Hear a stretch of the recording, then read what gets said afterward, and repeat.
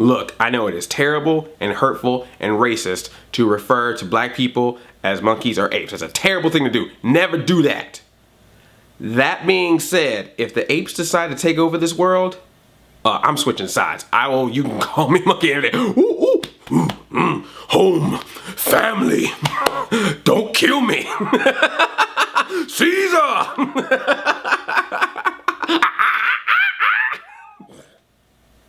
This is horrible. I'm a horrible person. We just got a black Captain America and I start a video off like this? Terrible.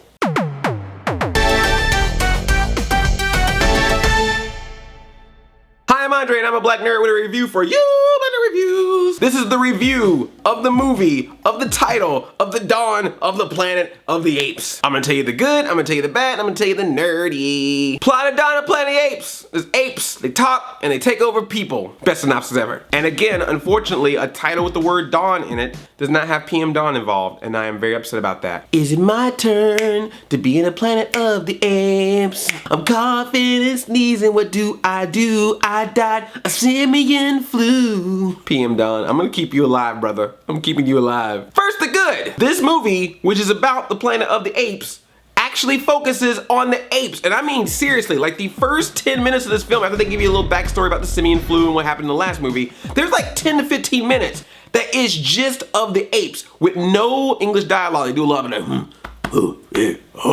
And it's all subtitles. That is amazing that we have a summer movie that will take its time to pace itself to show us the world of the apes so that when everything goes down, you actually feel some emotion to that. That is awesome. In a summer season where we've gotten a Godzilla movie with a little bit of Godzilla and a Transformers movie with a little bit of Transformers, it's nice to see that an apes movie actually focuses on the apes.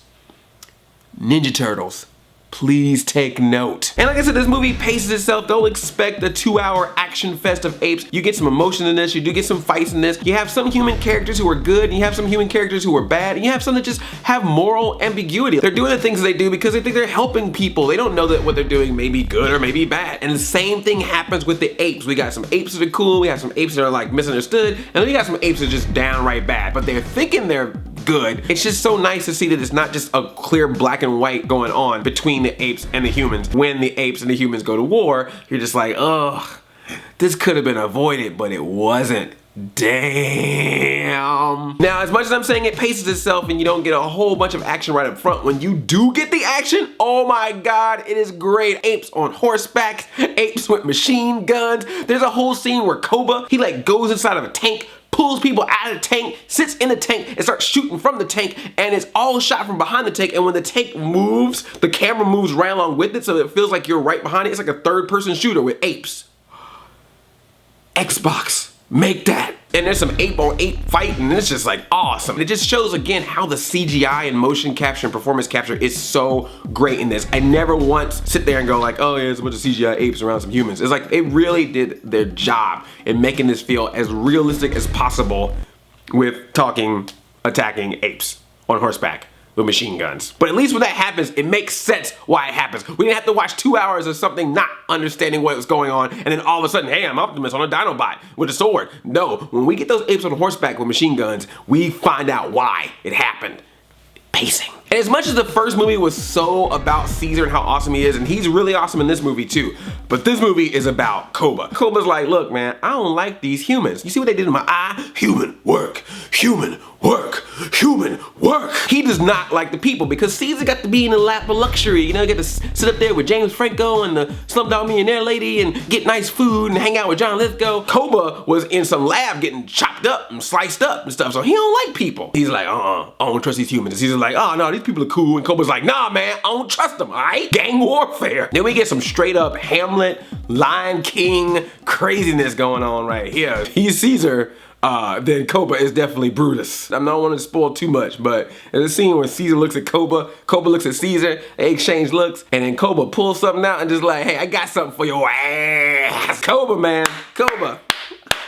Oscar contender right there, Oscar nominee. Now for the bad. Now, even though they don't focus too much on the human characters, when they do, there's a couple that are good. Gary Oldman is good, but of course he's the Gary Oldman, so you're only gonna see him a couple times. He's not throughout the whole movie. The main guy they had in the movie, he does a really good job, but then he's got these other people that tag along with him, and some of them we could have just done without. He has his girlfriend, Felicity. Apes get sick, and she's all like, oh hey, I'm a human, I can help make apes feel better even though you hate us. That's pretty much her whole job there. They have a son who's just there to be a son. The one guy that like hates apes altogether, he's just like, oh, I don't like the sight of them. The sight of them disgusts me. Didn't the apes kill your daughter? Didn't they kill your wife? I can't stand them. And I also don't appreciate that Captain America is black and Thor is a woman. I'm mad. I'm a mad guy. That's my job in this picture. And then we get this one black dude that's like trying to be Samuel L. Jackson. He's like Samuel L. Jackson light. I'm not Samuel L. Jackson. I'm Lawrence P. Jackson. I'm like Samuel L. Jackson, but not. It's not a bad thing. It totally works for the movie, but in the first film, we saw them apes getting hurt. We saw them apes not being treated right. So when they rose up and just was like, we ain't taking this no more. We're not gonna take it. Took over that Golden Gate Bridge.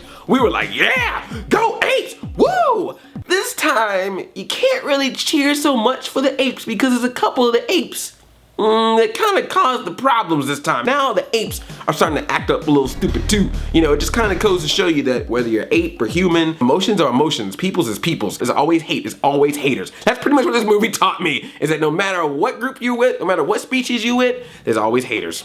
Haters gonna hate. Just some haters happen to have machine guns and ride on horseback and take over tanks and imprison humans, but still haters. And now for the nerdy. Okay, was I the only one that noticed that one of the apes was named Ash and the parent of the ape named Ash was named Rocket? Pokemon! And even though there's no Franco in this picture, they found a way to still kind of squeeze him in there somehow. They found some lost footage from the first film and was like, we'll figure out a way to put that back in there on an old video camera. That made me kind of laugh too. It's like, is this videotape that they're watching this on? You have a GoPro or a flip cam? Rise of the Planet of the Apes wasn't that long ago. You put that on a high 8 tape, mini DV. Dawn of the Planet of the Apes is good. One of the best films I've seen this year. I loved it. I personally loved the first one a little bit better, but only because, like I said in that first one, you can root for the apes. It is amazing. It is great. Both of the movies are great companion pieces. I want more movies like this to be our top grossing movie of the summer, not freaking Ages of Extinctions. Go see Dawn of the Planet of the Apes of the Now. What do you think the next movie will be called? Let's fill in the blank. Blank of the Planet of the Apes. After they've pretty much taken over Earth, I think they should just party. Party of the Planet of the Apes. Apes, apes, apes, apes, apes, apes, apes, apes, apes, apes, everybody. I also did some ape talk on the Schmoes Know movie podcast. So if you want to check that out, I'll provide the link so you can see me talking with the Schmoes Knows guys about Dawn of the Planet of the Apes and other cool stuff. Thumbs up this video, and if you're new here, tickle that subscribe button. I make new nerdy videos all week, every week.